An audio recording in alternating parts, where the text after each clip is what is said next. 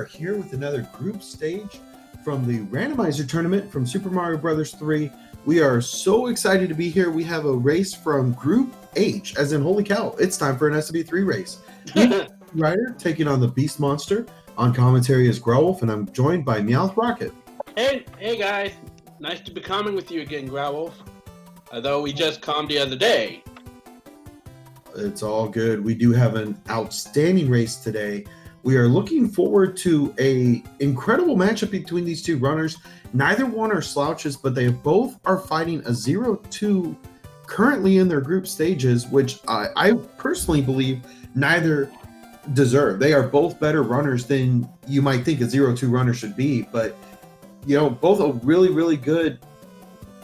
Yeah, but Raikou, like the very first stage, jumps right into the lava, so not the best start. It appears from the reaction that he has, there is an issue with maybe the controller. We'll have to wait and see what's going on here. We'll keep an eye on that here in just a moment. Meanwhile, the TheBeastMonster just really doing a lot of figuring out where he needs to go with the recon and all.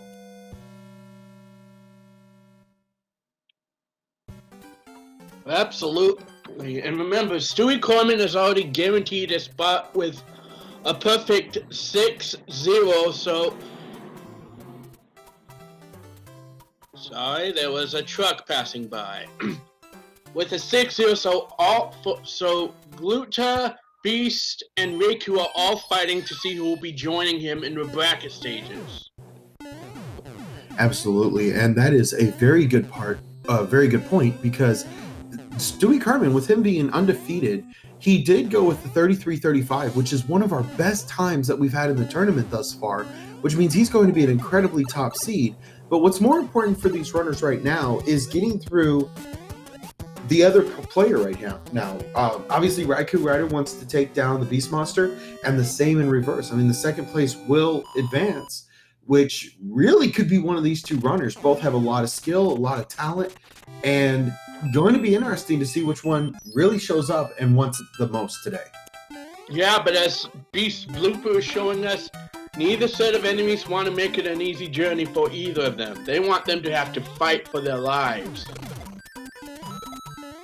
Absolutely, and that is exactly what they'll do. But also in their group, like you said, is glutamic acid, and he still has 2 to run as well. So, you know, you're not just done once you get through this race. It's not a one and done kind of thing. If you go 2-0 here, you also have to fight against Glutamic, who now has to play both of these runners as well. This group is very much alive and has a lot still left to play. Oh, absolutely. And as we saw from yesterday, just because you have the lead now, it doesn't mean anything when it comes to the final fight. We had a match yesterday between Dave Lindo and Priest, literally seconds between each other for the final match. And what an incredible place to be. I mean, so much talent between these runners. We just got confirmation that DLP and Macobra are the only 2 people who are ranked higher than Stewie right now.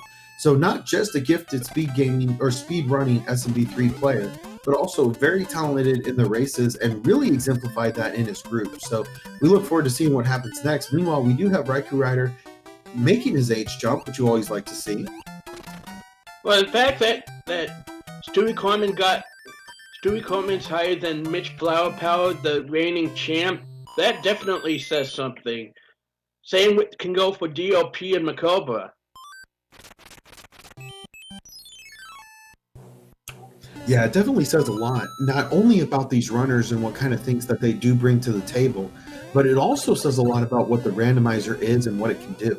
So really what that means for us as the viewers is anything's possible. If Mitch had 6 absolutely terrible runs where the randomizer just started horribly, we had one come up in the chat the other day. It was a 7-5 start where Fire Nipper was guarding the first pipe. You know, if you're looking at something like that, you're thinking, how does anybody get through that? So, you know, with some of the really gifted runners, maybe a 36, 37, 38 are the best times that could have possibly been done on those races.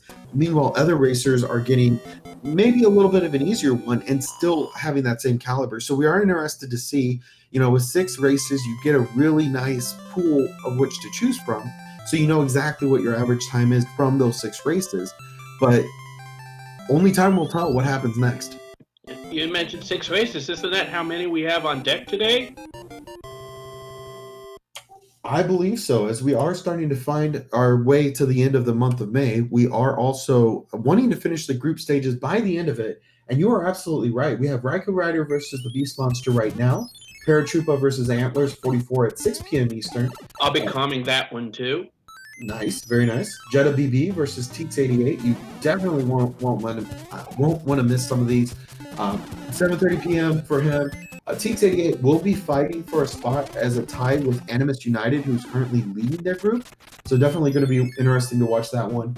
8 p.m. the Ricky 5 takes on Leslie Pro 04. 9 p.m. Jay Coker versus Basil.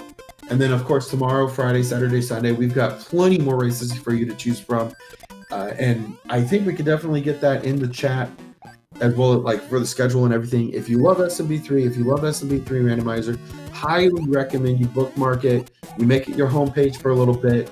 Whatever the case may be, definitely make sure that you follow along because we don't want you to miss any of the action. It's going to get even more exciting from here on out. And remember, thanks to the generosity of a lot of you guys, this is going to be the first year we offer a cash prize to the top 3 or 4 finishers. Absolutely, and I know it was talked about for a little while. It's over on Matcherino. I think we'd have to get the link up there as well for that.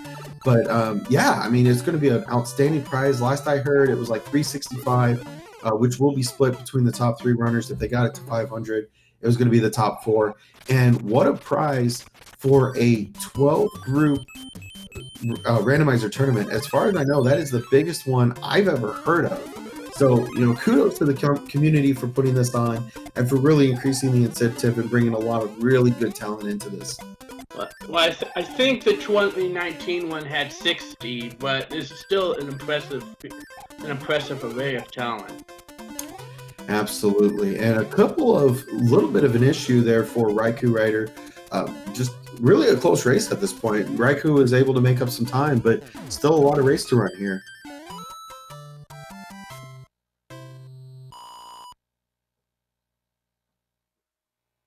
Meanwhile, the Beast Monster, is currently in 7-3 as well. Going for the star strat. Do get a star right off the bat, then the bottom left block of each of those will be a star as well. If it times out or if you take too much time, it will actually disappear and you will not get an item, you'll get a coin instead. You sure you rolled this seed? It seems awfully banal. You know, we want to start our runners off nice and easy, but, you know, we still have a lot of worlds left to play, so, you know, a lot could still come around.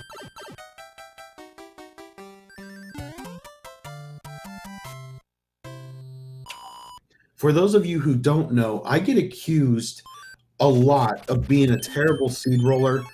I don't understand. I just do things that look like fun, but, you know, apparently I'm a terrible seed roller and I don't know, blah, blah, blah. Don't they call you Mr. Sadistic? Something like that. Anyway, Beast Monster going for a star there. I wonder if that's actually intentional. He does have 7 lives right now, and there is such a thing as too many. So definitely interested to see what happens. Raikou not able to get into the fight with Starman. That is by design. You are not actually able to get in. And apparently I have just been informed that I have been fired with quotation marks multiple because those are in quotation marks, I'm going to continue to do what I do. Yeah. Let me know if you need the hook or something. Good one. Either way, right? I've been fired multiple times too. It happens to the best of us. But Raikou now on his way into the airship, a World 2's airship, actually, and looking like he's going to take a Fire Flower. You cannot hate that item here.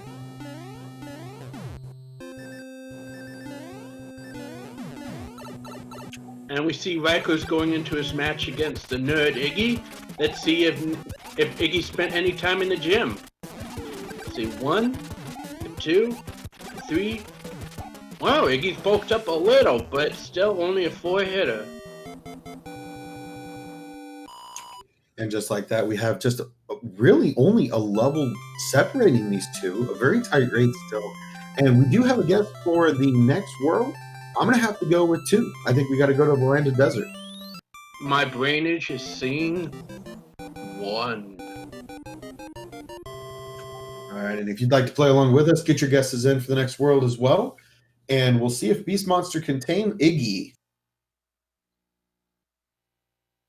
Aha! Very nice guess on the side of Meowth Rocket. I definitely was not right, but that is quite all right. Heavy fan, I do, but I have. Hey, Team Rocket isn't the only way I make a living. 3-3 comes up on the side of RaikouRider. Not a terrible level. I like this decision. I've seen this a couple times, especially from Stewie Cartman. He's the first one I really noticed doing it a whole bunch. But you do take that P-Speed and the P-Switch, actually, which does allow you to get in and really finish off the level quite nicely.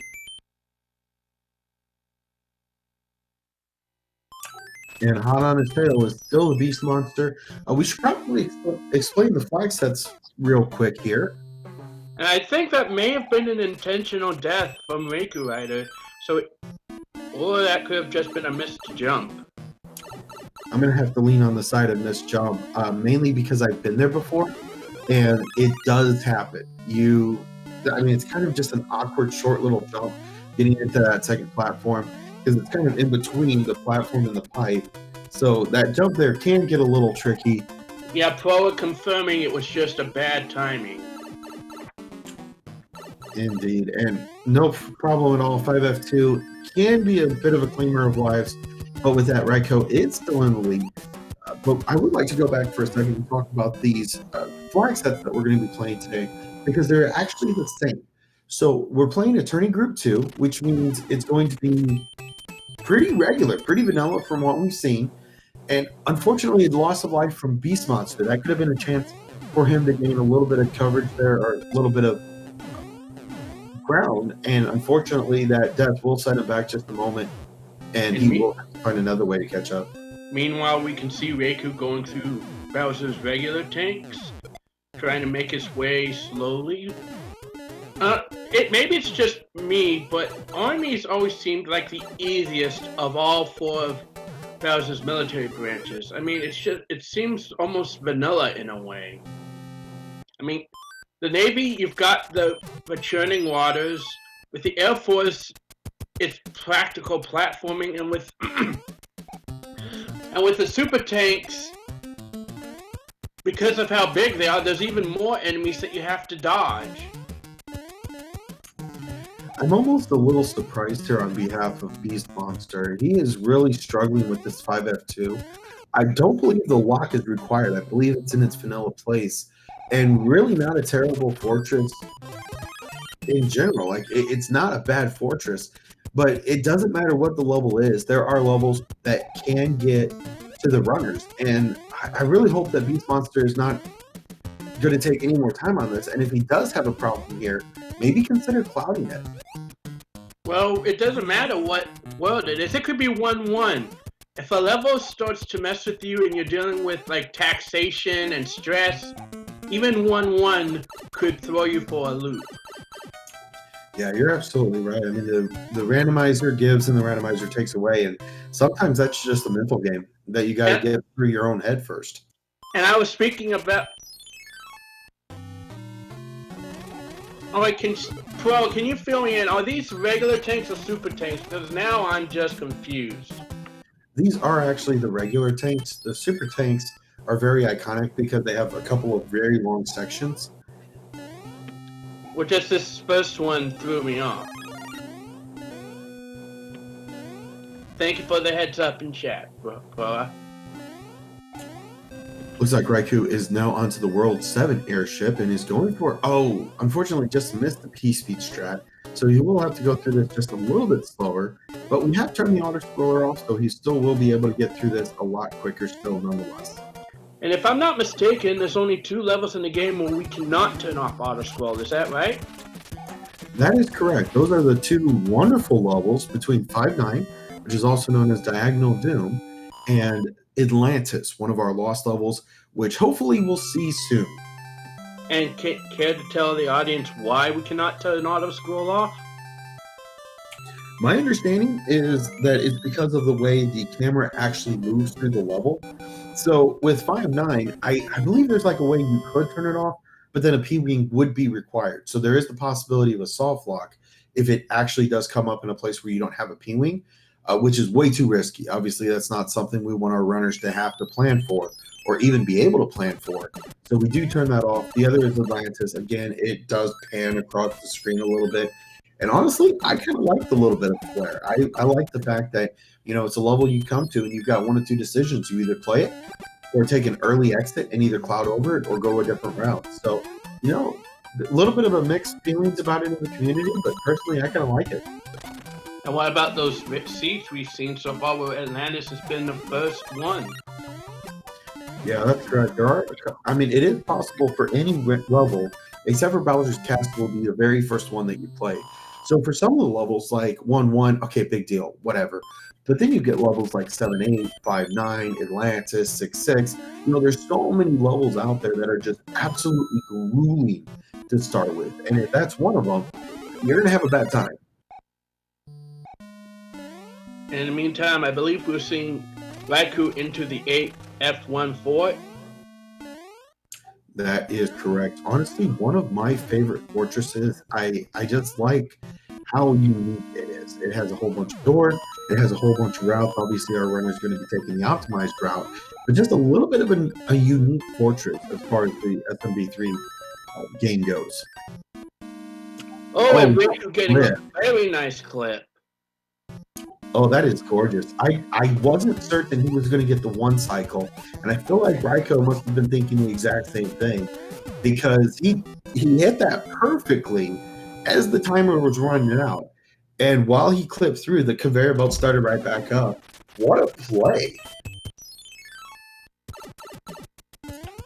I got to agree with Pro A on that one. Swag. I gotta disagree with him when he says that's the best fort ever. For me, that's going to always be the classic 1F3, Warp Whistle Land.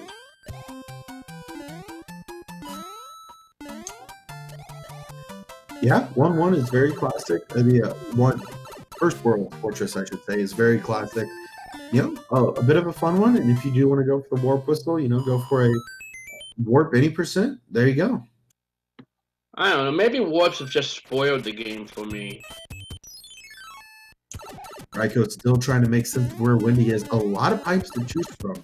So currently he's played 2 levels and a fortress, and it looks like he'll have one more level to play. A little surprised he didn't take the cloud here, but he does find himself in the 5-3 beta, so not a terrible level. Does take a little bit of time, but of course he'll get through this as quickly as possible. Meanwhile, BeastMonster currently working through 5-5 and playing just a little bit safe. I cannot fault him on that at all. And BeastMonster making quick work of it, even at the loss of his Fire Flower. Indeed. But a couple of bloopers trying to give Raikou quite the hard time. A hard time indeed. That was getting scary.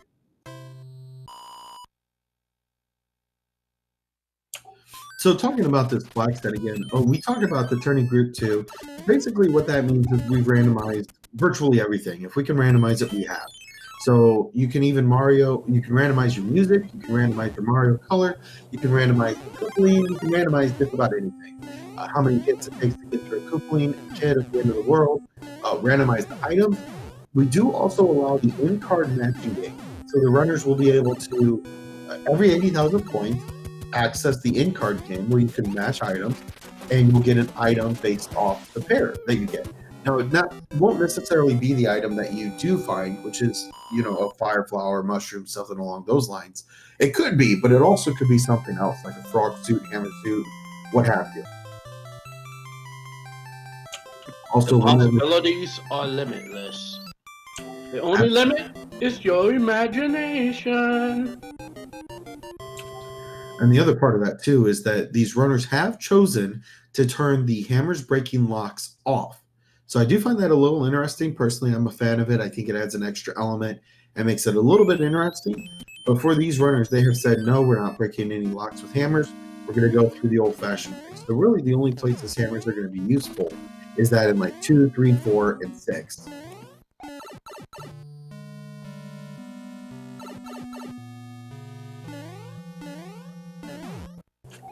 So currently just about halfway through. We still have 7 to go. We still, I believe, I don't think we've seen 6 yet either. So a couple of pretty grueling worlds potentially coming up here. We'll just have to wait and see. Both of them could be very easy based on pipe placement, or both of them could be very difficult, take a long time because of the pipe maze, because of how many fortresses are out there.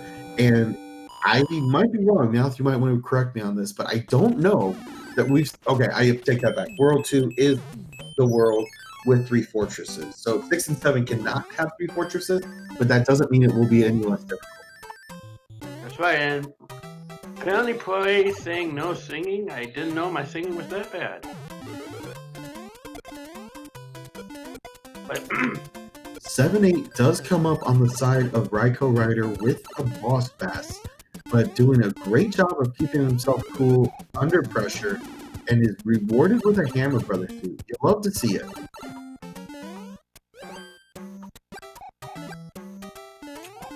And Raikou, not a bad enemy set for 7-8, if I'm being honest.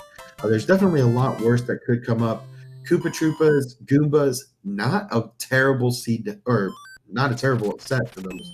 So he's able to move through, and now 2 fortresses will be ready for RaikouRider, and the first of which is 3F1. Man, those bloopers do not want to let Beastmaster pass, but thou shalt not pass. Yeah, those were absolutely grueling, like absolutely disgusting. You know, those aren't things that you really want to see, especially blocking the pipe, where you either have to take a damage boost or really reroute yourself, because they are one of the trickier sea creatures to try to get through.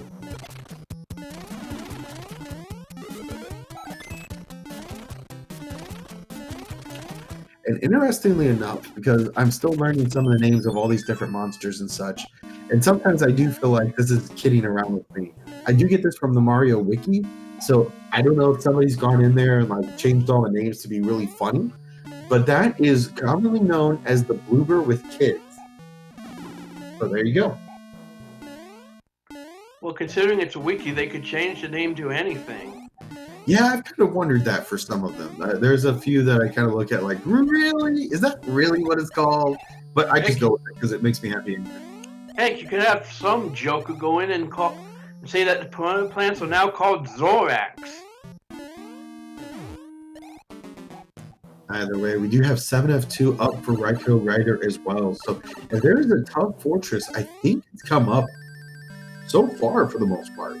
So 7F2, not an easy one to get through sometimes, especially depending on which fire piranhas come up and where. So nice work of Raikou to go ahead and get through this on the first try. Yeah, to get past 7F2 cleanly is definitely not something to sneeze at. No, not at all. It looks like Raikou not even going for a possible hammer break there. I'm not even sure he has one at this point, so I can't say I fault him for not even checking. That's kind of something that you want to look at, but in the seed, just isn't really going to matter a whole lot. Oh, Roku just took a cheap in midair. That could have been very bad. Absolutely not a good place for a cheap to be, but that is still a way for him to get through. Thankfully, not really a level you want to play that 5-4, because there are instances where the memory can actually basically glitch out and you're not able to get through like you intend to. So, or there's a platform that doesn't appear either. So wait, isn't that in 5.9? I missed that. Do what? You said that there's a platform that glitches out and won't spawn, so can you say that's in 5? Isn't that in 5.9? The one you're talking about? No, that's actually 5-4 that we just saw. The memory, if the runner's going too quickly, one of the last spinny bridges doesn't actually appear like it's supposed to. Or if there's an enemy that appears, especially if there's a static one, as far as I know, as in like it's always on the screen, like Cheap, Angry Sun, Boss Bass, some of those, it actually could despawn that platform if you don't catch it in time. And talking about hammers, there we go. But if you don't catch it in time, unfortunately, that could mean that you just take a jump into the cold depths of the world, I guess. Well, yeah, but isn't there the same situation in 5.9 where with like the fire chomps, if you don't get rid of them, it causes one of the later platforms to not spawn, and all you can do is plunge to your doom? I'll be honest, I'm not entirely certain I've seen that before, so I would have to have somebody verify that for me. Well, I think we just talked about it in the last race we did. Like the double decker. We'll have to go back and get confirmation because it is possible. Yeah, Pro is saying it can happen in 5.9 as well. I remember you're the one who told me. He's saying yes, if the fire chomps aren't eliminated, they will despawn platforms. Alright, well there you go. Looks like BeastMonster currently on the 7F2. Just took a mushroom there. I think that is a nice layer of added protection.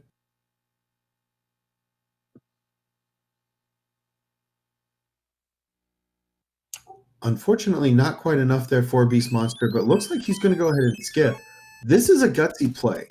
I'm not sure how I feel about this one yet, because now the BeastMonster has just gone in with a star on 5-4, and it's going to be very interesting to see, because if he takes any death here from Cheap or otherwise, that does mean he will have to play the level again. But we also don't know if 7F2 is required. I wasn't able to see that far in advance with the RaikouRider, so going to be very interesting to see for BeastMonster what happens next. Yeah, that's the biggest risk with using a cloud on a fort, because while if you use it with a level, you can always justify it by saying it may not have been required. If you use it with a fort, and then even if you complete the levels and you find out it's required, you've just wasted a cloud and a whole bunch of time. Yeah, you're absolutely right, and thankfully it was not required. So the BeastMonster with a very nice call there, actually. That's kind of a situation of high risk, high reward, and thankfully for BeastMonster, it did play off. Had to feel pretty comfortable about that. You know, you have the top route where 2-4 usually is, bottom route where 2-5 usually is. So there's a lot of places that lock could be, and if it's not right in front of the castle, not required. Wait, so what man would you believe, me or Growler? A good call from Trenton in chat. BeastMonster definitely does need to get some items here. The item usage has been really deep on the side of BeastMonster, and I think also another good option would be to go for the end card game. I feel like I've seen him go after it once or twice, but really not a bad decision at this point, especially if you're still looking for some of those key items like a Hammer Brothers suit, or Fireflies, or Clouds, or Hammers even. I mean, there's still a lot left to play. You haven't seen World 6 yet, which we have on the side of RaikouRider, but, you know, still a lot left to go. Aw, and thank you for the compliments, so fantastic. It means a lot. Oh, and also, Bingus a Dingus, thank you for the compliment on my singing earlier. I didn't forget you.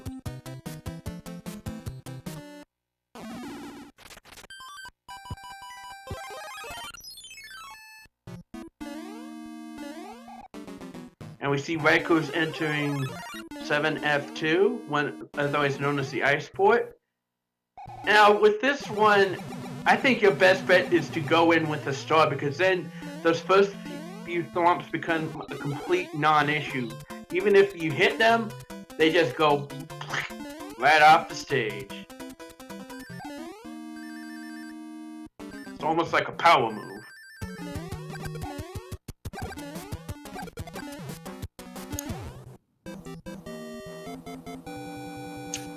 BeastMonster looks like he's going to go for a item below. I think that's a really good decision here. Actually, I take it back. He's just going for the shortcut. Will not be going for an item, just going the quicker route.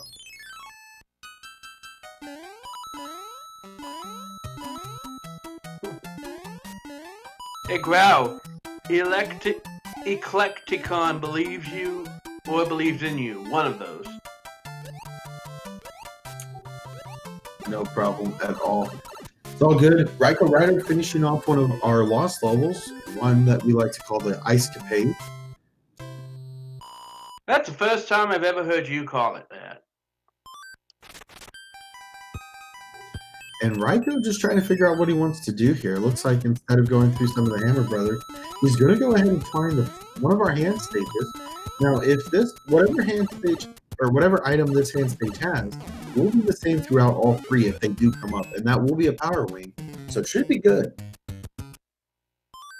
And we see BeastMonster trying to make his way through the bloopers and electronic jelly, and the electric jellyfish. I'd say electronic, but then wouldn't Mario be electrocuted along with half the enemies?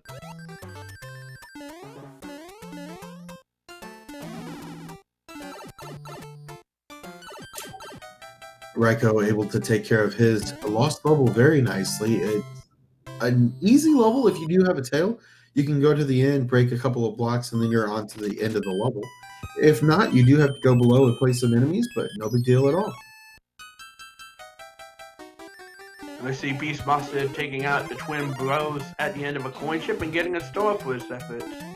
As Raikou goes into 5-9, otherwise known as mini pipes. Home of some very interesting clips and possibly a massive headache. Yeah, 7-9, a bit of a problem child to begin with, and yet even worse now because we do have a terrible enemy set here with some of the Fire Chomps and the Flame Tails. So Raikou having his hands full as he tries to get through this. Honestly, I feel like this is a good time to go for clips here. Yeah, like you said earlier, sometimes randomizer can be kind, and other times it can be a real.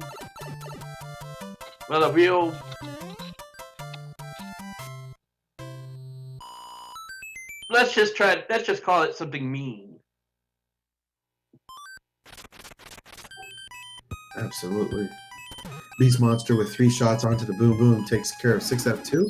Meanwhile, RaikouRider now looking at one of the last airships here, and that does mean World 7, the grand equalizer in a lot of ways, will come up next. So we'll see if this is going to give any problems to Raikou, and if BeastMonster is able to use this to its advantage. You know, I just realized 6 and 7 were Freds. That is absolutely correct. And Lemmy with a wide open bridge here, so it's not going to be a terrible arena for our runners to go through. Currently, a beefy boy will take 4 shots. Not too beefy.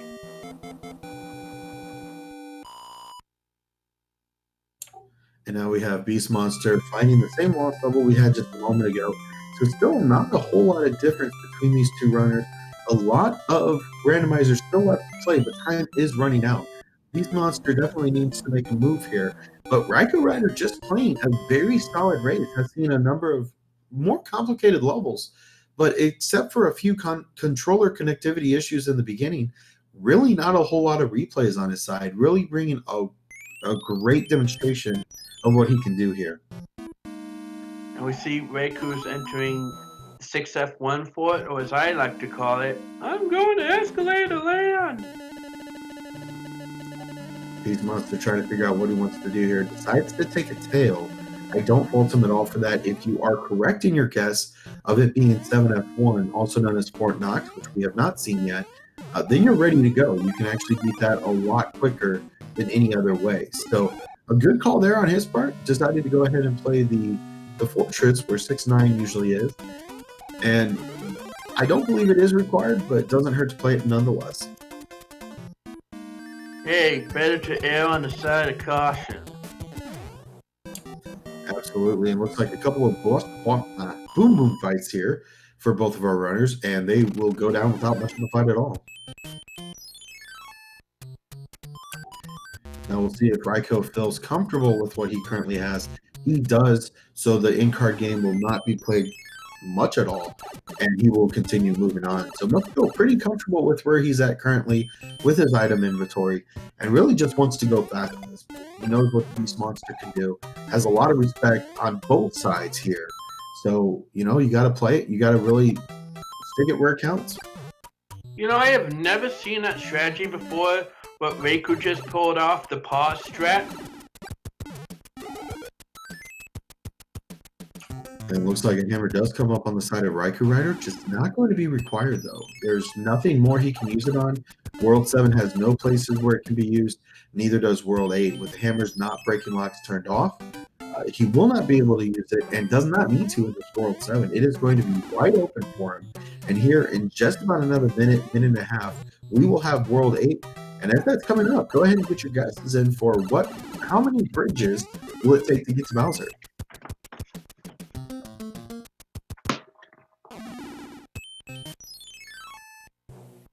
But let's see how he fares off against Ludwig, the composer of Chaos. I think I'm going to have to agree with zeroing 2 on 1 on this one. I'm going to have to go with 2 bridges. I think that would be a fine example of what these runners can do. I think it'd be interesting to see what can happen and what it's going to take for him. Ludwig is only doing a commercial jingle today. He's a one-hitter.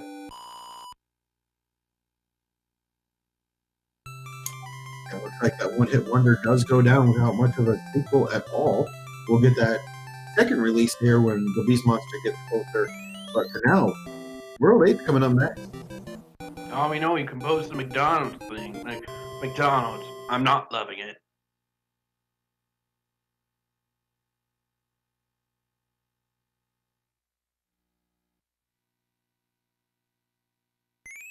A little bit of Monty Python in a letter. And we see Raikou has entered what I consider to be the hardest of all Bowser's military branches, the Air Force. With or without the auto scroll, it is so easy to just tap the controller ever so slightly and just fall to your doom. And just like that, we do see damage come up on the side of RaikouRider. And it looks like the TheBeastMonster must have heard us talking or something, because it did go after some items there. I still think that's a really good decision. Obviously, Raikou hasn't gone for it done yet, so that means the race is still on, and you've got to play it as though you have a chance here. You play like you're in the lead, but also that you're behind. You have to play aggressive, but also smart, and I think that's what the TheBeastMonster is doing here. The TheBeastMonster, sorry, and I can't say I fault him for that. So a couple of nice inventory items there. Looks good on my side.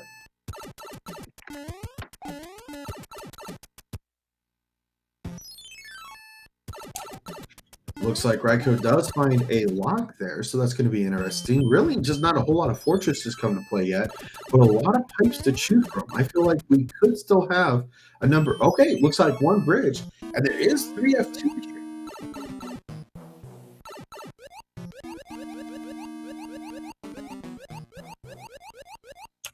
And because I have got to say this name in chat, Yeti Sketty, did get that guess correct. So very nice done, or very nicely done. Yeti, I like that name.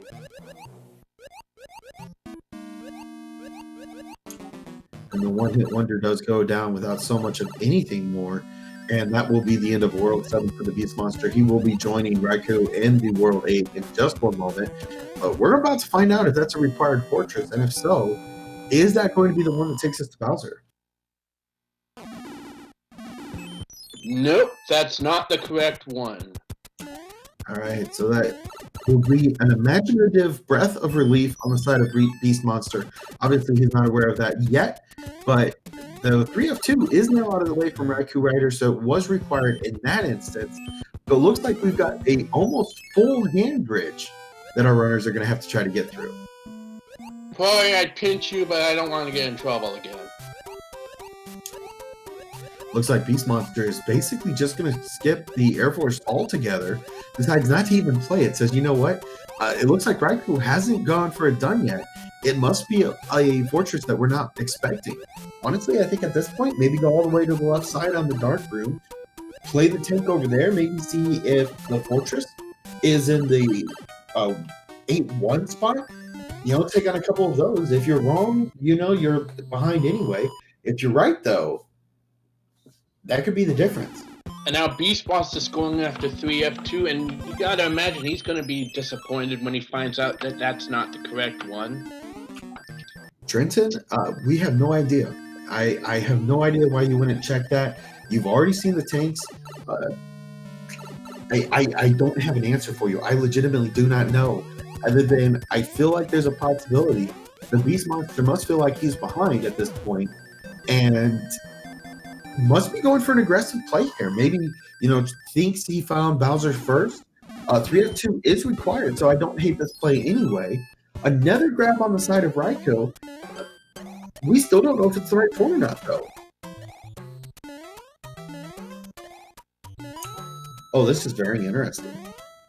We have a divergence here, and okay, looks like the Beast Monster is going to be going down and playing exactly what I believe Raikou just did.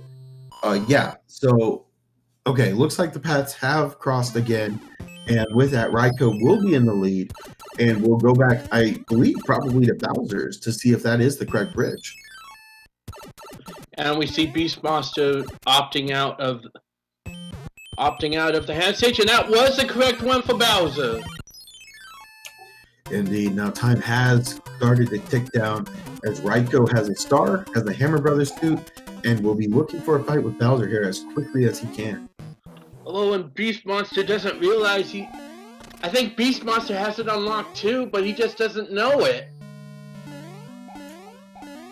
No, I don't believe so. It was as far as I can tell, it was the bridge or the fortress at the end of the bridge that was required. So nothing else seems to be required at this point. We've seen the same fortresses on both sides, and Raikou was the first to find it. So, and Raikou not even bothering with the mac and cheese. But can he keep the Samus suit through the fireballs? Oh, that's just an unfair pattern. Like, how are you supposed to avoid that? Yeah, I can't say I fault Raikou here at all. You take your chances on either the mac and cheese. You've got to feel like the Beast Monster has got to be getting close at this point.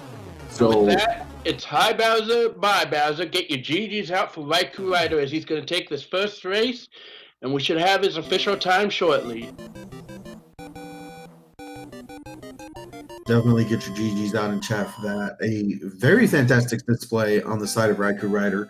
But this is only game 1 of 2. There's a lot left to play. We have an entire new seed coming up right after this. So a lot of time still to come. And Raikou's official time is 41:37. But let's chill on BeastMonster. We know he can get to Bowser.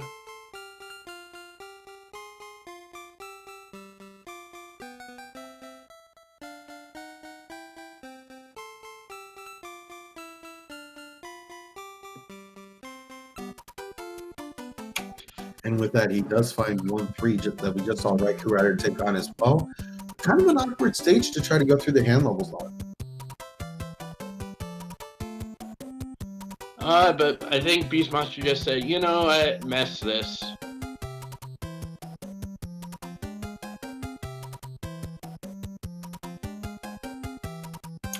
And 7F1 for BeastMonster.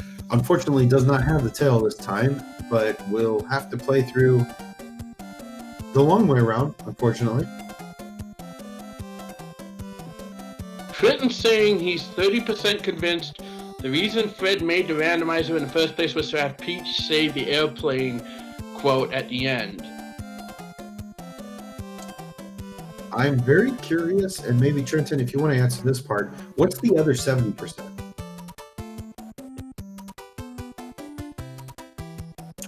Tanuki suit for BeastMonster, and will be able to take on Boom Boom now at the end of this one. And we will get the audio changed over for the BeastMonster.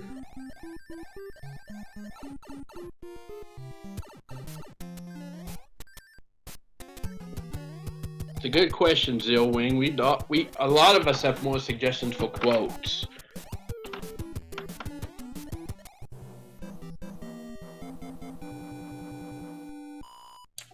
And that will be the end of it for 7F1. So without that lock breaking, and a very nice display on getting back over the bridge, that is definitely what you want to see. And it looks like the BeastMonster will be going back to find Bowser. and should see that this is, in fact, the correct bridge. And now it's time for a fight with Bowser. We'll see if he has the same luck that Raikou does.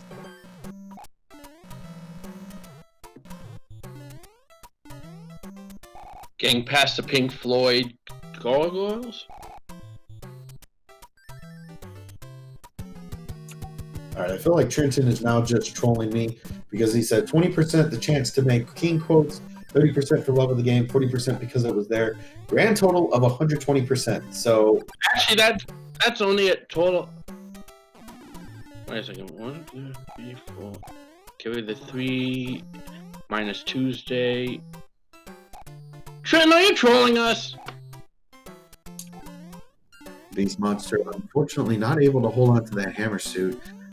I kind of feel bad for him. It looked like he did have a star in his inventory. It's a really nice way to keep yourself safe at the very beginning. With that, he will have to go for a small Bowser kill, but he will have to restart first.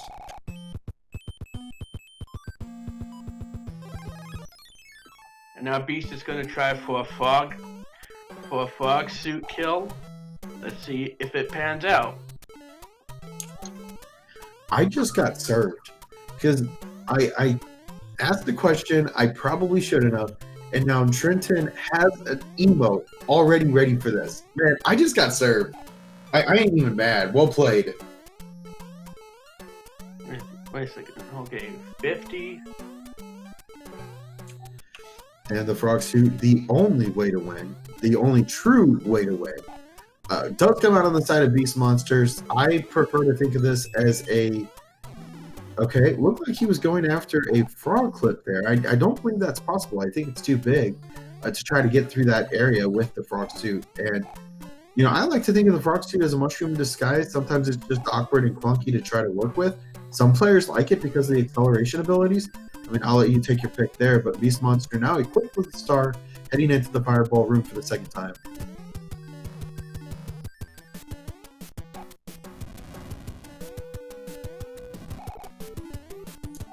And Beast immediately seeing that really unfair fireball. Oh, there it is again. That's just cheating.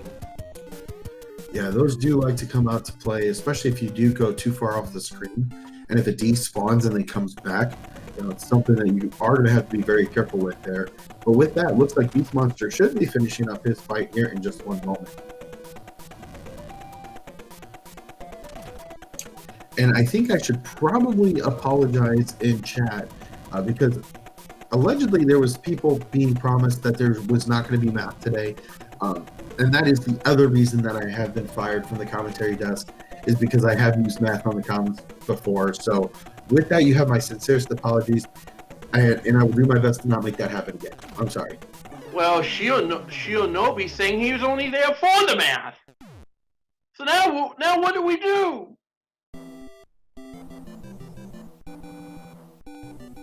Well, currently, I'm going to go ahead and get the second race room started.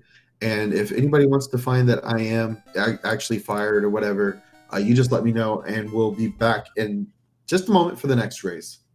And BeastMonster is going to finish with a time of 47:32, and apparently I cannot do maths, of course, either.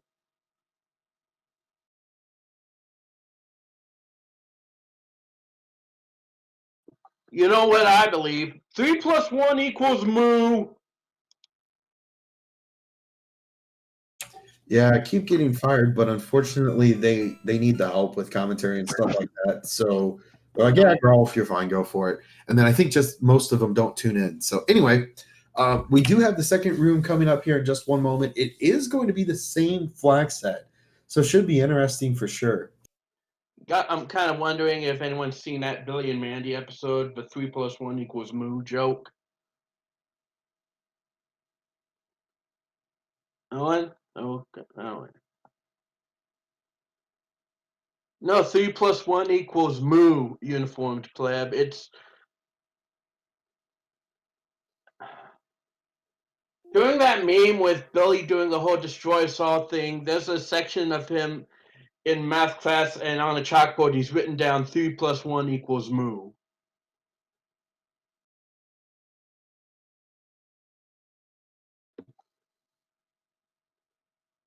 Wait, that's Moo? All right, so we're getting maybe just a little off topic, but uninformed pleb, that's what I said, and use the mu symbol that does come from the Greek alphabet, which is most commonly used in calculus and some of the higher math. So very well played, uninformed, sorry.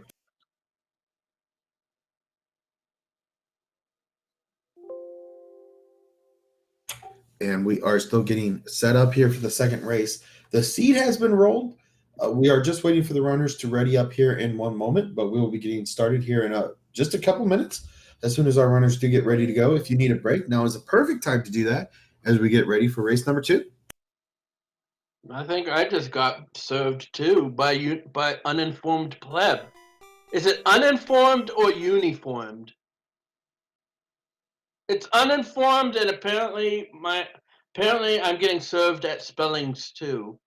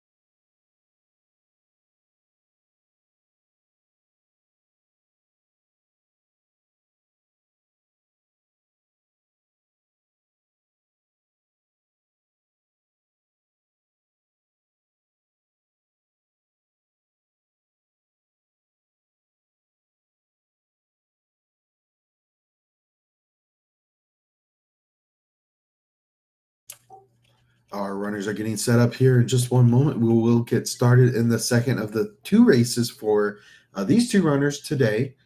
It looks like the 2 runners are getting set up. We will get them started off here as quickly as we can. We would like to remind you that during the second race, it is a turning group 2, meaning that we are randomizing just about anything we possibly can. We took all the levels, we shook them up, we spread them out across all the worlds, which could be in any random order. With And don't forget the cumin we put on.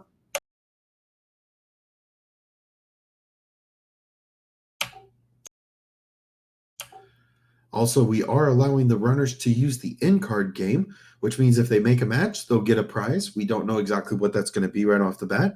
It will be a random item. So you could get a fire flower if you match 2 fire flowers, or it could be something completely different.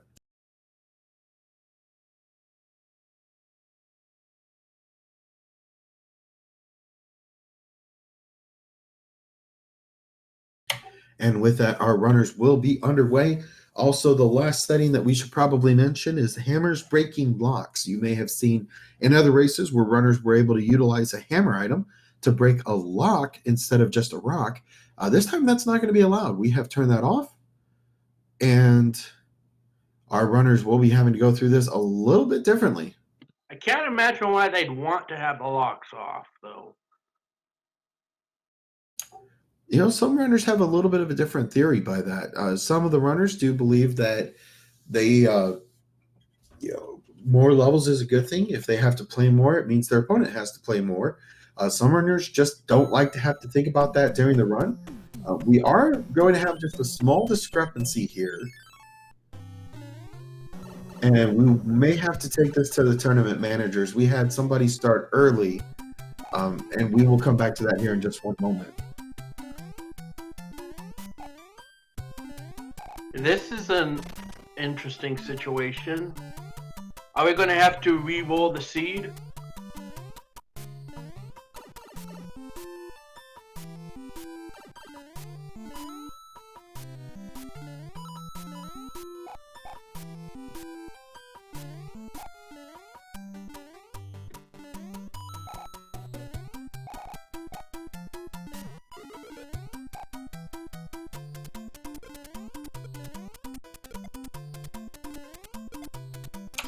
We are getting some information about this. Honestly, at this point, I think you just need to get going. I mean, we could make that 5 seconds delay somewhere else, but at this point, okay, it looks like it has been deemed an okay start, and Raikou needs to get started here. So hopefully we'll see him in just one moment. It's unfortunate to see for sure, but looks like Raikou will go ahead and go. So World 1 Fortress is coming up first on RaikouRider, and just like that, he is taking an early exit because World 1 Fortress is not required. And so it looks like he will have to go ahead and skip it and play World 5-3.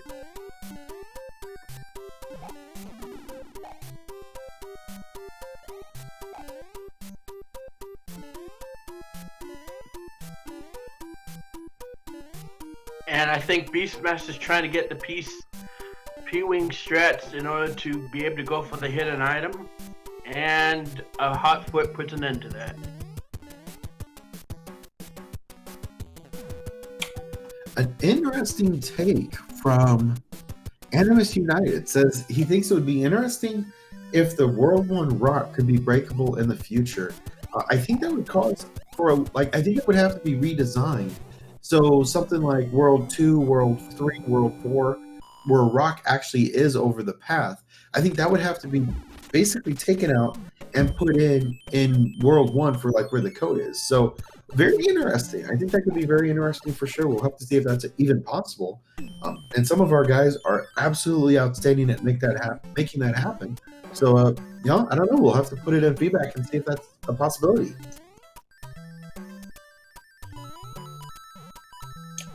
And it looks like Raikou has changed his mind about World 1 Fortress. So something to note about the World 1 Fortress is it's not required to complete the world. And we say it like that because there are places where there's 2 or 3 different ways to get through the world, especially if you have World 7 where there's a lot of pipes, World 6 and things like that.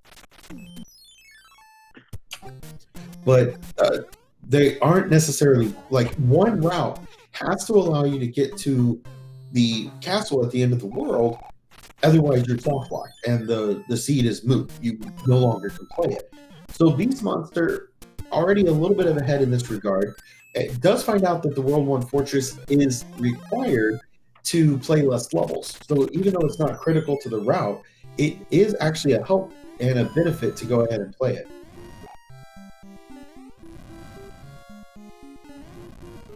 Trenton's saying that he knows that Raikou's timer isn't started and to just blame the wombats. Somebody get the wombats out of the studio! Yeah, we have to try to monitor those every now and then. The wombats like to get out of their cage and play with the controls, so we do apologize about that. A little bit of a technical difficulty, but please be aware that they are currently being chastised with Twinkies and spaghetti noodles. Actually, I ate all the spaghetti noodles, so they only have the Twinkies. Oh, I'm just being told I ate the Twinkies too. What do we have for the wombats instead? Oh, we got more Twinkies and noodles? Alright. It looks like, thankfully, Raikou is not incredibly punished by that little bit of an issue at the beginning. And with that, he is on the airship that BeastMonster did just come off of. So you hate to see a start like that, but we do appreciate the honesty from RaikouRider for even admitting that and going through sometimes technical issues, sync up delays, things like that. It's hard for us to know exactly what's going on. But kudos to Raikou for bringing and maintaining the sportsmanship that he exudes here. So thank you and hats off to him. Hopefully that isn't an issue and he's able to bring this right back. And honestly, a clip on 7-1 here could be a huge time save for him. Now, we see BeastMonster trying the clip, and if I was him, after a while, I would just skip the clip and go for the level.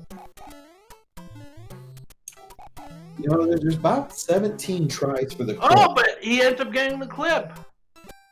Commentator's blessing. Okay, looks like Raikou has decided to go ahead and play the tail. Decided he doesn't want to go after the tail clip. Not a very easy way to do it. The tail does have a little bit of an issue just with the way that it is designed. So Raikou has opted to go ahead and play the 7-1 Fortress. 7-1 level. Really didn't take a whole lot of time in making that decision. So, know your strengths and weaknesses, folks. We see BeastMonster's in the Navy. Indeed, it looks like he almost got a clip there. That would have been a terrible place for that to be. I think he would take damage if that did in fact take. So I'm sure he's very thankful that didn't happen and is able to get through the rest of Navy, where RaikouRider did just finish 7-1 and did not take a whole lot more time than BeastMonster did. So good call on his part to go ahead and go through it.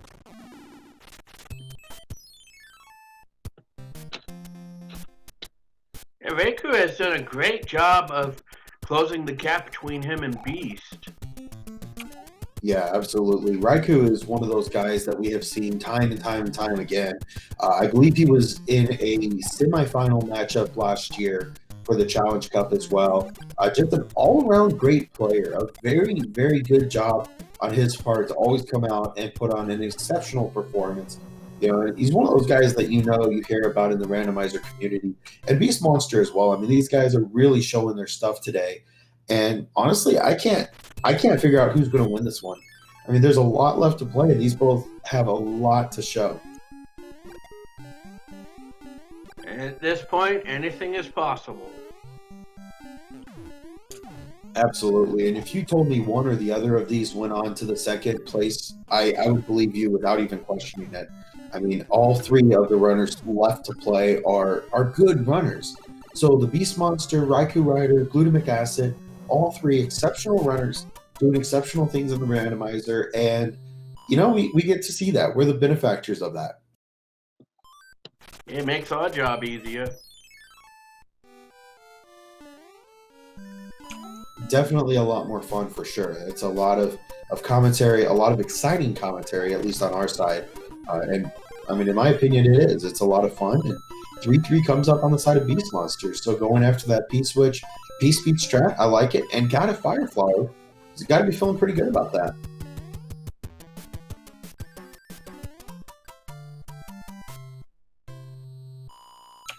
Animist United with some excellent points as well in the chat. 7-6 is one that's really bad to have to play. You are absolutely correct. 7-6 is dirty, and we don't like playing it. World 3, World 2, basically out of the way at this point. World 3, not a place for the hammers to be used. World 1 doesn't have a rock. World 4 just doesn't really have a good place for the hammer to come out. You might skip a level, but that's really only if it's a vanilla format for the most part. So World 6 could be a possibility for the hammer to come out. We'll have to wait and see on that. And we see BeastMonster's made it to Wendy's airship. We know she only had a side salad this time. Let's see if she beefed up at all this time.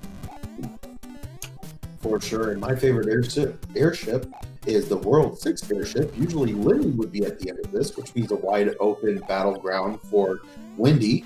A start to a fire shot here. We'll see if BeastMonster, unfortunately does not get it. Oh, and Wendy just had a standard cheeseburger combo. We were asked in the chat if commentators stream too. Some of the commentators do. I personally do not right now. I moved and my internet went from good to barely existent. So I can do commentary, and that's about all. Yeah, my PC isn't fully up to date for streaming things, and plus I don't know if I would just have people, if anyone would want to watch someone like me. But we definitely do appreciate you asking. There are a lot of commentators that do. I know the Crazy Dude, I believe, streams as well as commentates. LOZ Karts Fan definitely does. And a lot of our runners, actually, like Animist United, Teeks88 will help out on comms, Human Mustard DLP. A lot of our really gifted runners will also stream and commentate. So a lot of fantastic runners and streamers and commentators and everything else out there. But we see Raikou having a little bit of trouble with Wendy. And BeastMonster with the clinch fight there, just absolutely incredible. He had a shell, an angry stun, and a Paracupa coming all at him at the same time. Managed to get through there without a single ounce of damage. So well played. And yes, Pro A also does as well. Virtually anybody that's on this that's doing commentary, you're probably going to be fine with them doing a stream. Like, they most likely will. I think we're the only two oddballs, actually. Who are you calling an oddball? I was included in that. Looks like BeastMonster now onto 4F2. So, pretty standard start for him at this point. Yeah, I have to agree with Trenton on that. The sun face, we might have to see if we can randomize that, change it up or something. Maybe do different pixelated faces on there. As long as they don't do one of those Phantos, those things give me the creeps. You try to put a Phanta face on there, and I am such a ghost. RaikouRider now into World 7 as well. So just not a whole lot of difference between these two runners at this point.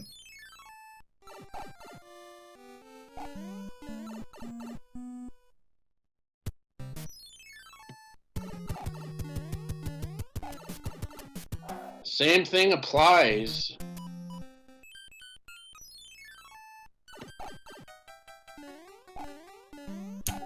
All right, and the pipe maze does continue as our runners have to figure out what's next. BeastMonster seeing that in North America there is a pipe currently open. So the fortress he played is in fact the one that at least takes you to the right pipe. We'll see if that does anything for him. And really just the search continues. It sounds like a new Star Wars movie. The search continues.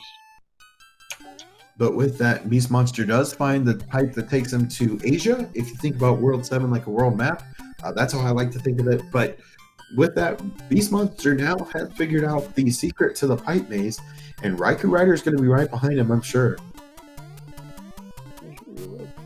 Asia. BeastMonster having a bit of a problem with the quicksand there, especially with a cheap looming. That's not a very good place to be. So thankfully he is able to get through that. Meanwhile, the search does continue on the side of RaikouRider, and he is going to have to figure out what BeastMonster already knows. And with that, we do see 5-3's beta for the second time in these two seats.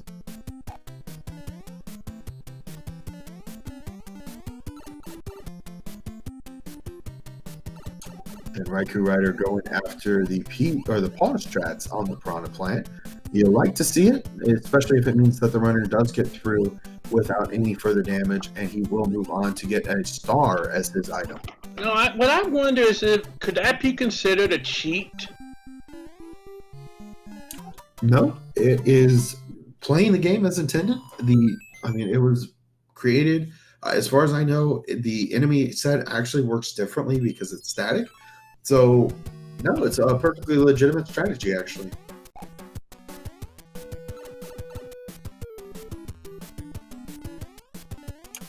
The TheBeastMonster having just a little bit of a problem with these guys, but will get through without any further damage. No thanks to that Mimic block, which tried to take him down. But RaikouRider now hot on his tail as he has found the Angry Sun level, and we'll see if he has any issues with Quicksand. He does have an issue with a Cheep Cheep. We'll see if that comes out to play again. We see TheBeastMonster, after getting a Jugendclad, is on his way to Ludwig's pad. Let's see if the composer has enhanced his musical skills. And apparently, someone's given him a pair of moon boots.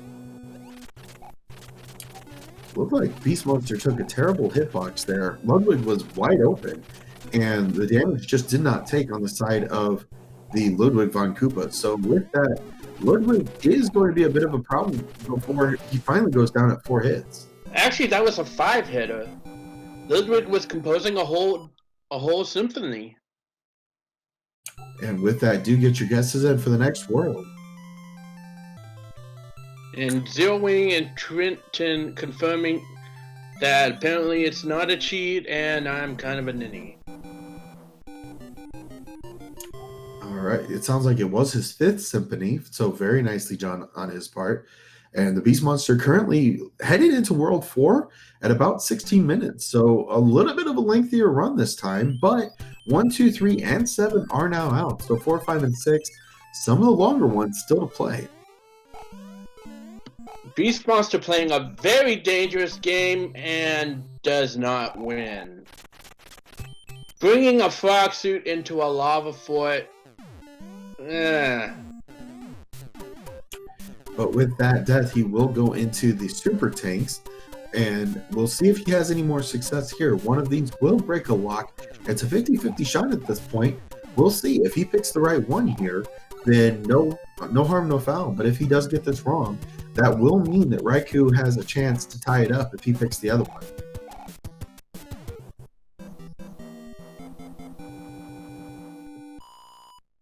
So we will see here in just one moment if that is the correct lock. It is not. So 5F2 will be required, but first, here's an end card game. Well, now I know, Zero Wing. Alright, looks like the TheBeastMonster able to find a couple of pairs here. Won't be able to finish off the end card game as of yet. And with that, he will still have to play another Fortress. Has 2 clouds, so you have to believe that those are going to come in handy here at some point. And now Raikou will see if he takes the one in the middle or the one at the top. Looks like he will also go super tanks first. Oh, apparently there's some ceiling spikes. Actually, there's wall on the ceiling as well because of the way that screen wrapping works. If you go too far up, you do take that damage as well. So an unfortunate display on the side of TheBeastMonster. Still having issues with 5F2 from the last race as well.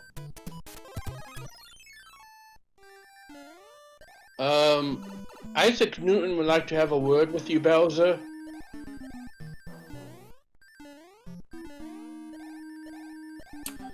So much like Icarus, he is flying just a little too close to the sun.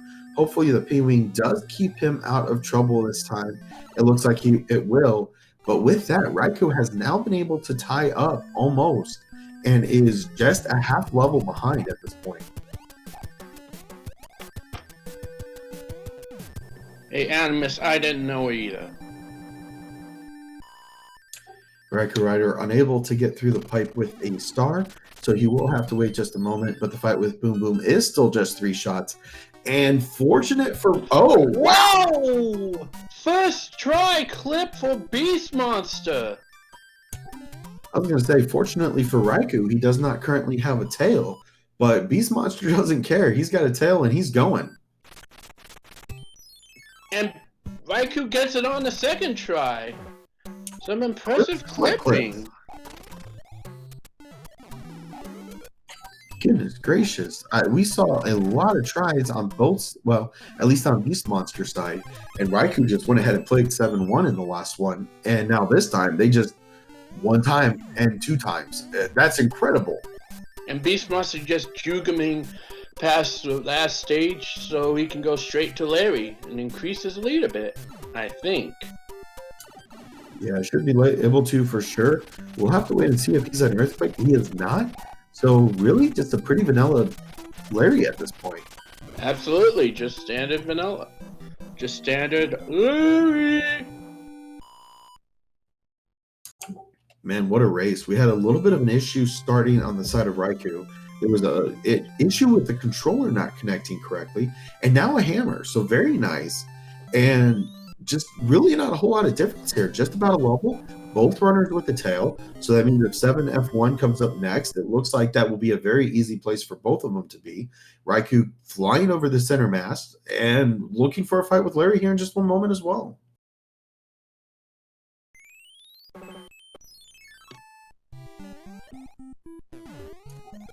And just like that, we have 5-5, home of the falling donuts. And BeastMonster going ahead and taking some damage there. Maybe he'll see if he gets another item.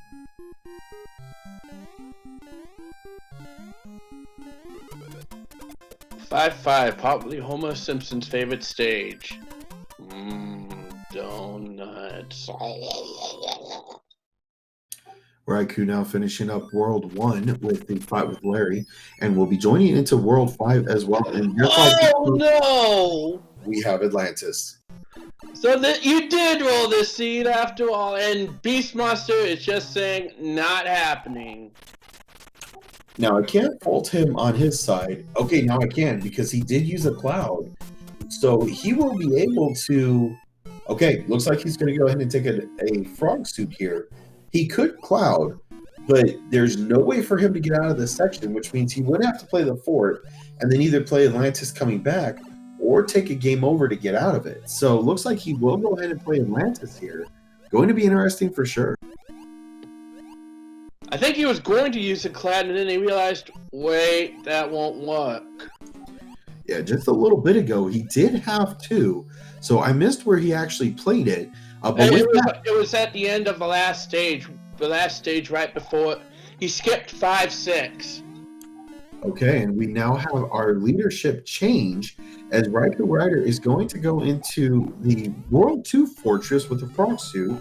Got to be feeling good about the fortress he just found, because that does mean once he gets through it, he won't have to play Atlantis because he can cloud back over it.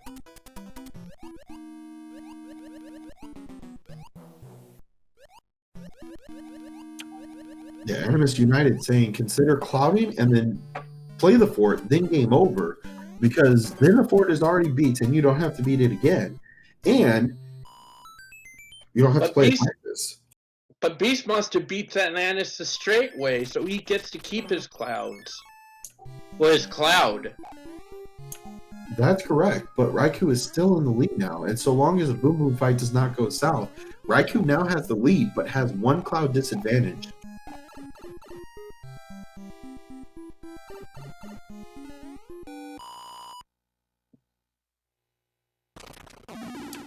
And that will build the bridge, which means 1 more level on this bottom side. The second cloud does come out from Raikou. I can't fault him for this at all. I think it's a really good decision. He did have to play it just a little bit easier, but brings out Appealing just in time for 4-1. So that does mean he will be able to go after a hidden item here and will be able to move forward without having to play through this bubble. I never knew 4-1 had a hidden item. And a hammered suit on the side of Raikou. I do believe that is the first one we've seen for for these two runners. That is going to come in handy for sure.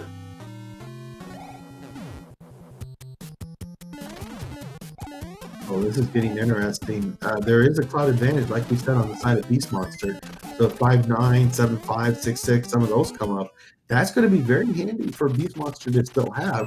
Meanwhile, Raikou with a hammer suit now, which I believe is the first one we've seen. So the quickest way to take down Bowser, and you got to feel comfortable having it.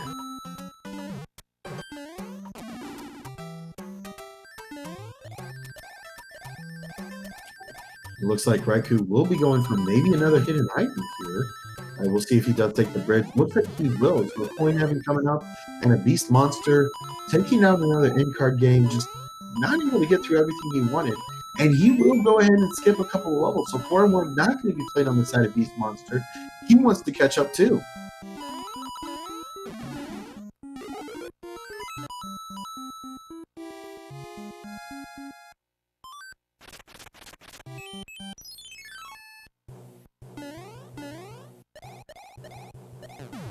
All right, very interesting. The Coin Heaven does have an anchor. Now, in the original vanilla game, the anchor is used to keep the airship in one spot. So if you do lose to it on the vanilla game, the airship will move. Using an anchor prevents it from moving. So if you do have some issues, you skipped a couple of levels, go ahead and use the anchor. It won't move on you. But in our randomizer, it is a random item. So there are a lot of things it could do. We'll have to wait and see what this one actually is. BeastMonster using his second Jugum Cloud to just go right past the stage, blocking his way into the airship. This is just too close to call. It's going to be about 25 and a half minutes. Adam is saying Beast got another cloud from the bro. So it looks like, our runners are super close at this point. They're going to be going into the next world at 25 and a half to 26 minutes, basically. And it's just too close to call. We've got World 6 coming up. I don't believe BeastMonster has any more clouds, but they are just so close. And we see Raikou in one of our beta stages, one of the newer ones.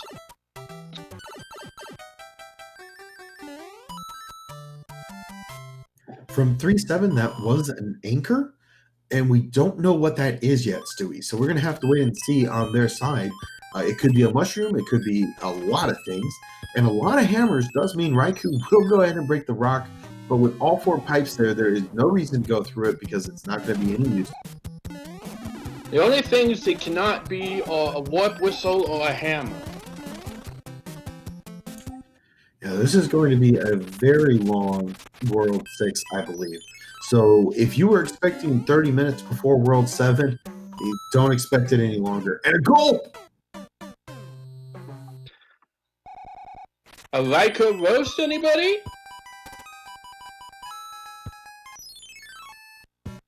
Okay, very interesting. So 6-1 again on the side of RaikouRider does use the anchor and finds out it's a Hammer Brothers suit. So we'll see if that comes out to play. Yeah, I was not expecting that boss battle. That kind of came out of nowhere, and that was the end of Raikou. I guess the boss battle was super effective. All right, and Raikou, in typical fashion, has decided to not play the end-card game. If you're feeling comfortable on your items, there's really no reason not to. And from 3-7 and 4-1, getting those hidden items were very valuable. So, unfortunate. And BeastMonster's just flying boss bass over and over. Like, I'm gonna get boop. I said I'm gonna get boop. I said I'm gonna boop.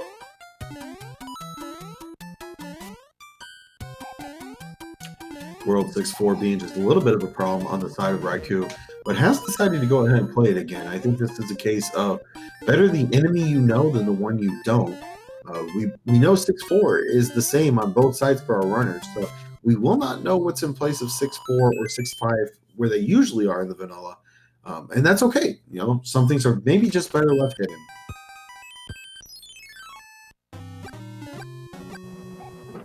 It is such a close race. Oh, wait, Mew saying 4-1 doesn't have a hidden item that's 5-1. Mew, if you haven't figured out, I'm still learning I'm still trying to remember some of the I'm trying to remember the names of each individual level. There's like there's over 100 levels in this game. That was actually towards me. I said 4-1 for the hidden item. You are absolutely correct. 4 is the giant world, and 5 is the sky world, and I sometimes get those confused. So thank you, Mimu Fan. You are 100% correct. The hidden item did come from 5-1, as well as the early exit. So that was the hammer suit, and with that, BeastMonster and Raikou both breaking rocks and ready to move on to the next part of this world.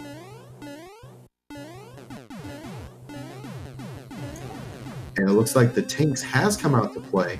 This won't be a fortress, so it will mean that there is a fight with a boomerang brother at the very end, and not going to break any rocks or locks or bridges or anything like that.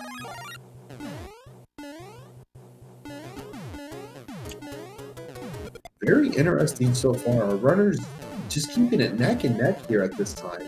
I mean, 30 minutes we're approaching. Our runners still have probably 4 levels to play here. Pipes aren't going to be a possibility.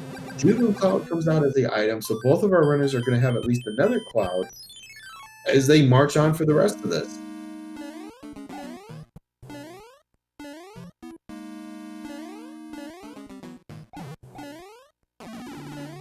And BeastMonster picking up another Judo Cloud. And if I'm not mistaken, Raikou peaked. Raikou picked up the same. Yeah, that was at the end of the tanks level. There was a boomerang brother there instead of Boom Boom because it was not a fortress. So the cloud on both sides, not an advantage, but we will see if they can use it as an advantage based on which level they decide to go ahead and use it on. And if the other player does use it on the same or different, I'll have to stand by on that.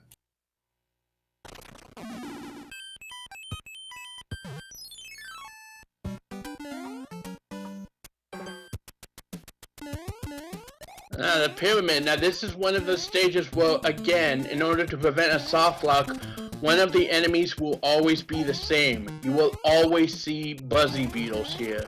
Without them, the brick walls could have a chance of being impassable, and with that, well, we'd get a lot of complaints. It looks like we do have another leadership change as BeastMonster decides to go ahead and skip the pyramid and has now moved on. So we'll see if that's an interesting strategy and if it pays off for him.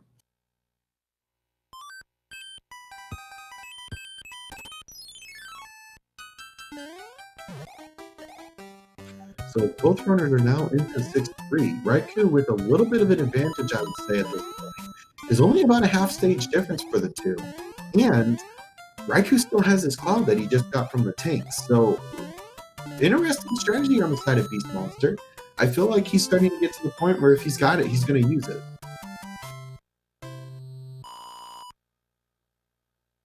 And BeastMonster is going to be the first to get into Lemmy's cruise ship.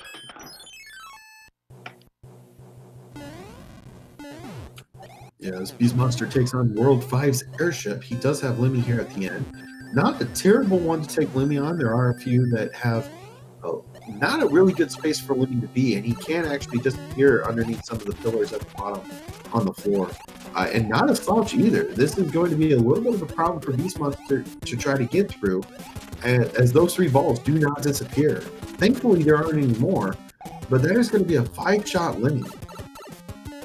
Now that was kind of a weird hitbox for Beast, but he got it. Absolutely crazy. We are nearly synced up here as both runners do go into World 7, which I believe is World 4. And then World 8 coming up right after. So time's running out, but there's still enough to play. And we still don't have a clear leader yet.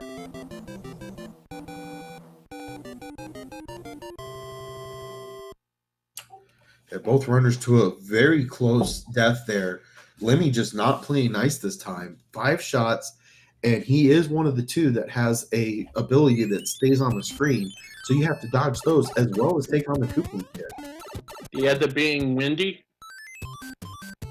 That is correct. And BeastMonster, really, what a strange World 4. I mean, if I let you down with my last roll, I certainly hope I didn't do it this time. World 6 was a bit of a problem as they took, I think, 6.5, 7 minutes on it. And now World 4 is going to be linear, but the clouds do come out for Raikou, and he is going to be looking for a couple of fortresses here in just one moment. And we just Raikou double clouded past 2 of the levels. We'll see if that was a good decision. Well, I definitely think it is. If you're already in World 7, you've already got a great idea of what you've played, what's coming up. You've got just these 3 fortresses potentially. One of them is going to be required to build a bridge. And I mean, you really don't have a whole lot of places left to use those clouds. And that does mean you get to get your first advantage on to getting into the fortresses. And since both runners have to go for the Tanuki, we're back in sync again.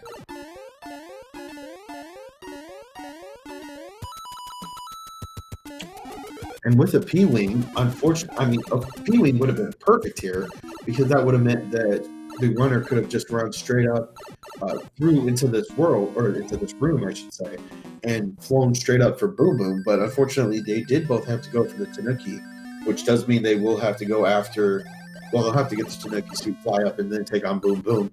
But just a Boom Boom fight difference at this point.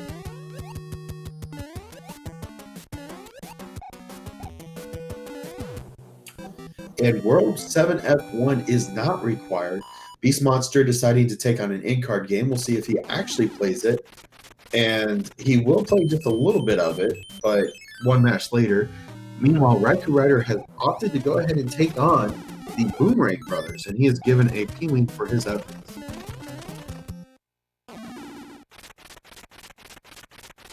Meanwhile, BeastMonster takes out the Jumbo Blow and gets a star for his. And now both of them are in the 6F2 for it. BeastMonster opting to go ahead and fly under the level, so he will be utilizing the P-Speed strats, whereas Raikou is going a little bit safer, and that will be another leadership change. Leadership is going back and forth like a ping pong match. Oh, absolutely crazy. It's just too close to call. You know, there is the question of syncing. Are we close? Hopefully nothing has changed from the last race. And Raikou now finishing at 6F2. And all 3 of the fortresses are going to be required. This may be the longest World 4 I've ever seen in a randomizer. Yeah, Lemmy may not be good at fighting, but he's good at strategy. As we see BeastMonster and Raikou have headed into one of the beta stages. I think we should call this one the Playing Lens.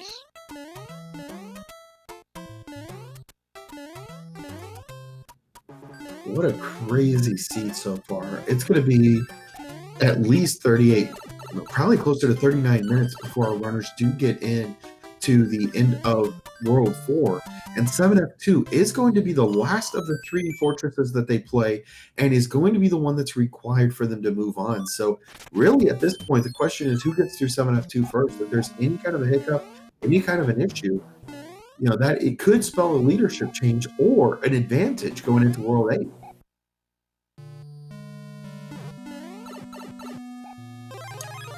Very thankful to see that star, I'm sure, on the side of BeastMonster, and that will get him through the first part. This star will run out as he does get into the second room, so does have to be patient on the drunk fire Flamefoots, and patience does pay off as he gets into his fight with Boom Boom.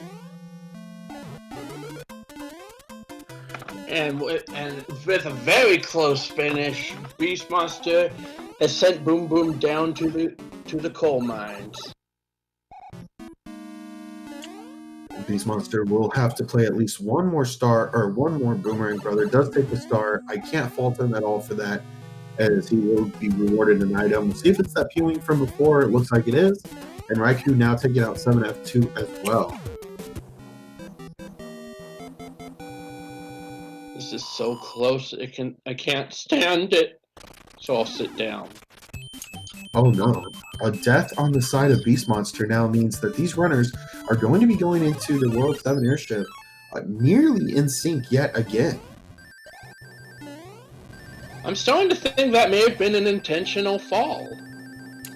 No, there's no reason for that. You don't take an intentional death here. And both runners now coming back in with a P-Wing. So we'll just see who can get to Iggy first. And honestly, way too close to call at this point. But what we can call are our guesses for the Bridges to Bowser minigame, where we guess how many bridges it's going to take for our runners to have to build in order to get to Bowser. And we see a really thick Iggy today. At least a 4-hitter with Earthquake. Looks like Iggy's been packing on the pounds.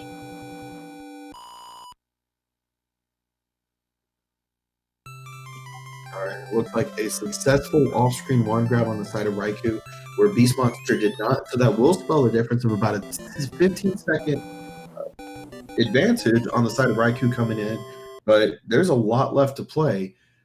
We've got guesses for basically every number at this point, and I'm going to have to go with, I got to say 2. I got to say there's at least 2 bridges. I'm going to go with 4. We're going to see mayhem! Oh boy, mayhem! And we have World 8 Fortress to start, so very interesting. We have a lock at the beginning, so 4 is not going to be a possibility. But 3 is still on the table at this point. We'll have to wait and see what the rest of World 8 does hold. And a very near Fred in this case, World 8 Fortress would usually be in the dark field. But it is in the same world, so there you go. We call that sort of a French vanilla, I think. Raikou with a nice display there. We'll see if BeastMonster is able to get the 1 cycle here. Needs to get going. He will not get the 1 cycle. We'll see if he does go for the power up here in just 1 moment. And a very good possibility that the fortress that is behind the lock right now could be required. There's just not enough information. We do have a second lock, so now 3 is out. So far, looking like just a very linear World 8. RaikouRider finding a fortress says, no thanks, I'd rather look through some pipes real quick. Onto the L, does see 3 pipes on the hand stage, and BeastMonster also going to be doing the game of searching through the pipes right now.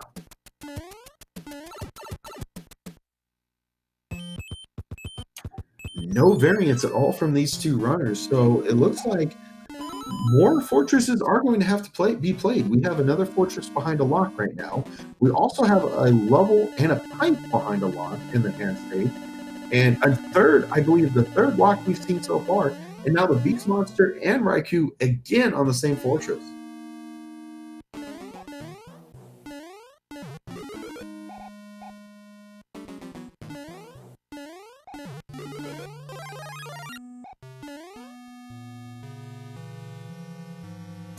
So it looks like there may not be any bridges to Bowser, but what could happen is it could be a very linear path to Bowser, meaning that all fortresses will need to be played because of the route. And with how those locks could be strategically placed, that could be a big deal.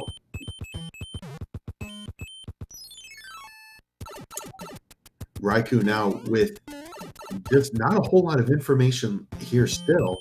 We do now find out that the lock is now broken in front of where the Air Force usually would be, and the pipe on the left-hand side is open. Raikou, figuring this out, will go back and looks like he will be playing this now.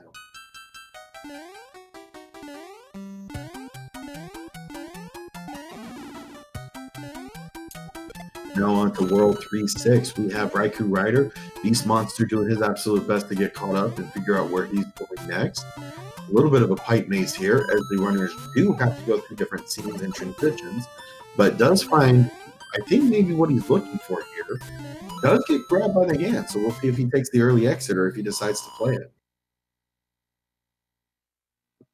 I believe this is just 1-2, so it may not be much of a bother to run through it. Actually, that was 3-4. It's not a terrible level, but it is not one you can slouch on for sure. As you've got the lack 2, you've got different enemies and such. But Raikou has now found Bowser, and just like that, he is onto the fight, barring any unfortunate circumstances. That should be the game.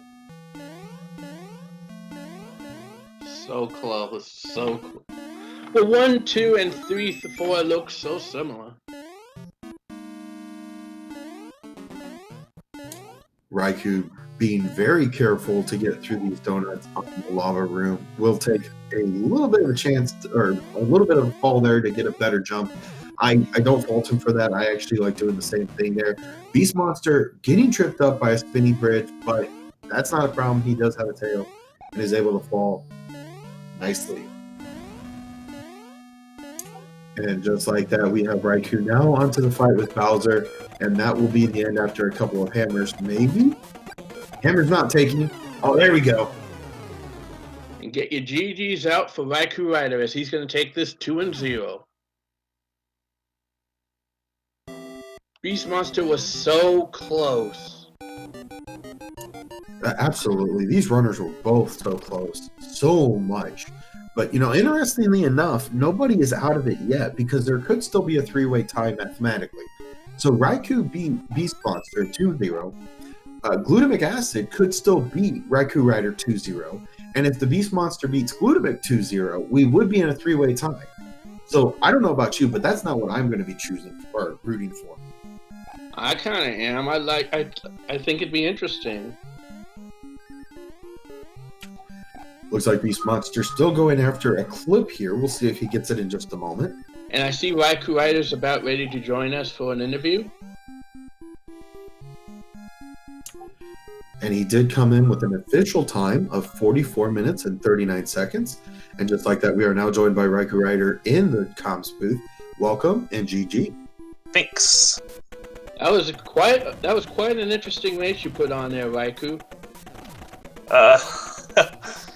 Well, the second race had a 5-yard penalty involved, but okay.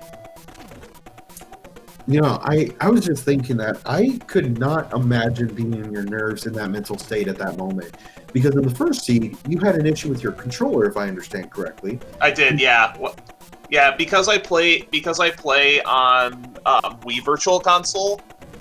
When I was rearranging stuff, the batteries popped out of the back of my Wii remote, so it disconnected my controller, and I was kind of struggling to fix that.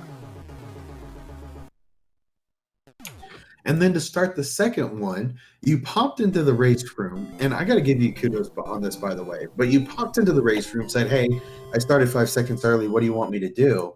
And by the time I got it, and then got over to Proa, and we tried to figure out what we were going to do, I was just trying to get you to go do something, and you sat there at the beginning for a while, and then you finally got started. You made this a very close, intense race. BeastMonster actually just finished on our stream, so hopefully we can get him in here for an interview as well. But his official time's 46:29. You fought all the way back. You made a great show of it. So GG all around. Thank you. I just wanted to make sure that everything was happening fairly in the race, because with what can happen in these races, 5 seconds can make a difference easily. I tell you what, I got really lucky finding the hammer suit in the second race. That was incredible.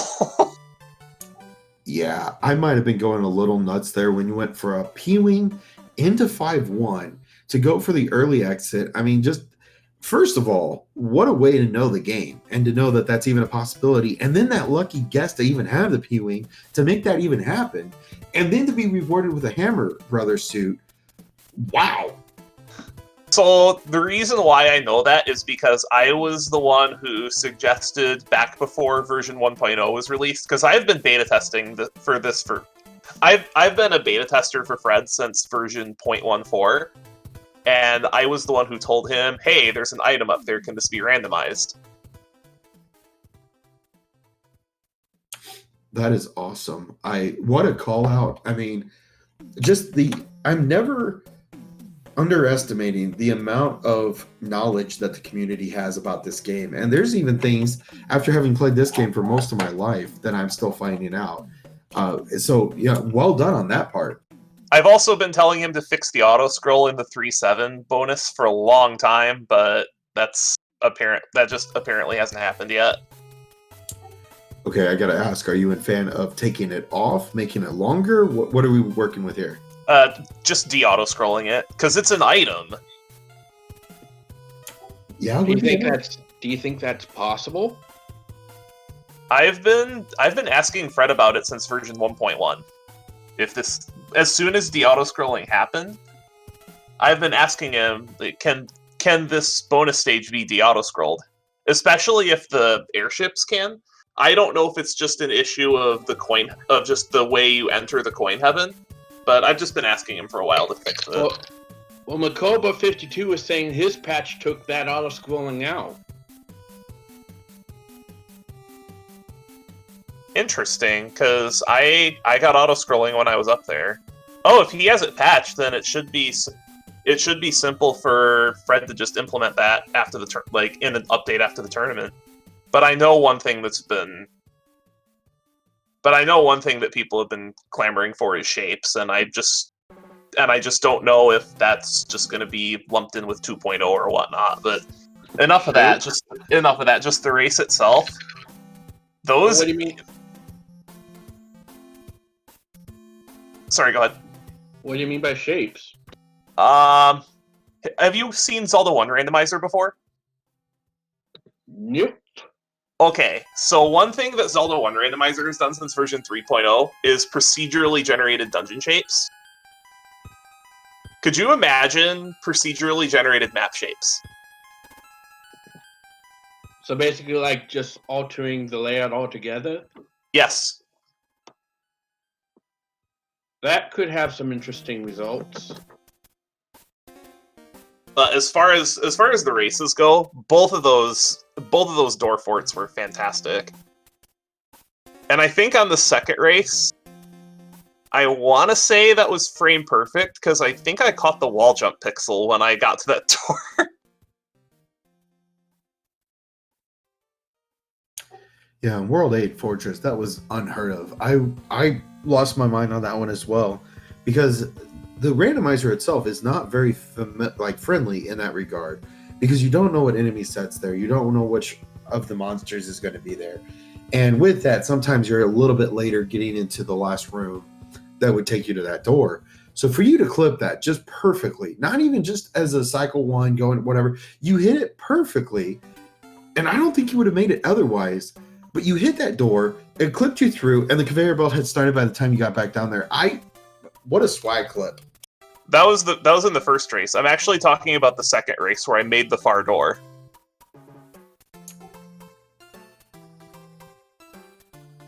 But the first race, that was pretty crazy. I wasn't actually even going for that. I actually wanted the power-up because I was only big, and I knew I wasn't going to make it anyway, so my intention wasn't actually to clip the door.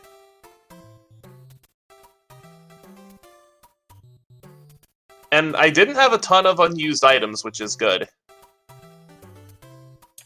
Yeah, I think that was something that both of you guys had in common, both you and TheBeastMonster, is it seemed like the item inventory was like in-card game once, get a couple of items, get what you need, and then move on. The second race, we definitely saw a lot more in the way of cloud usage, but it just like went back and forth and back and forth and back and forth and back and forth. And I mean, we had so many leadership changes. I think at one point we just stopped marking it on the audio because you guys were in the same level so many times.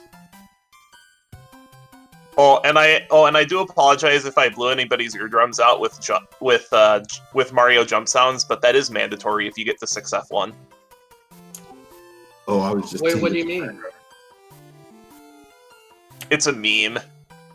So the reason why that works in 6-1 is when you're on that lift that puts you over the spikes. That is a pixel perfect fit between the ceiling and Mario, so you can actually do 30 hertz jumping if you want in that passage. You lost me. Okay, so you know 6F1 where you're riding the lift up to where the passage of spikes are? Yeah. The fit in between the level that the lift is on and the ceiling that passes through is pixel perfect. So you can jump every other frame. What this means for the viewers is that you hear just a lot of over and over again for basically the length of that, well, until the runner decides to jump off. A lot of times a damage boost could be used there, but no, it is definitely a meme. It's quality meme. But I'm just happy to be alive in the tournament. I just got to run off 2 straight in my next match against Glutamic on Sunday, and I'll be ready to get bought by Mitch Flower Power in round 1 of brackets, just like I did last year. Forehead. Did you just call him a forehead? No, the emote forehead. There is so much I don't know about this community. It's almost frightening.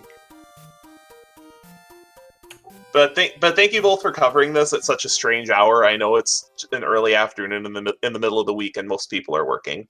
But this is no problem, man. What else do I do with my time?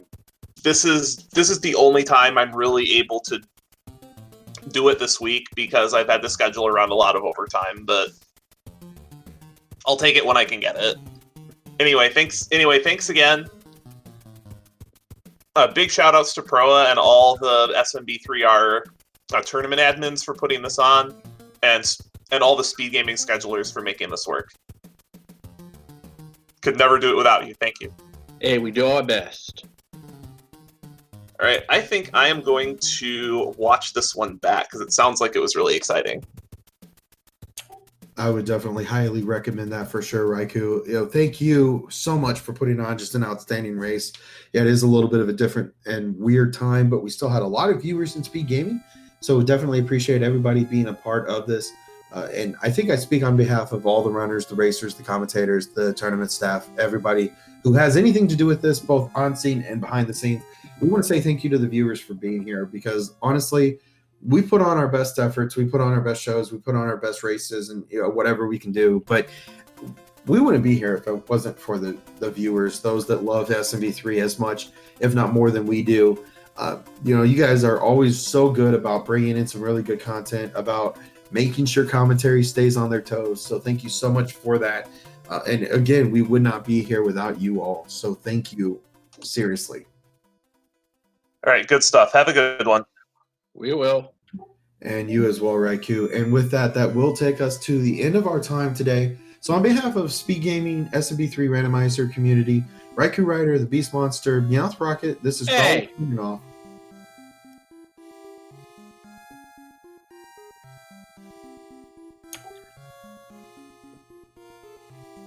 Did you care to add something? I was just gonna say I could exit myself. All right, go ahead. Well, now you've told all the fucking Well, and this is Meowth Rocket saying on behalf of Growlwolf and everyone else here at the SMB3R community, take care, everyone, and as always, we'll see you next time at the Mushroom Kingdom.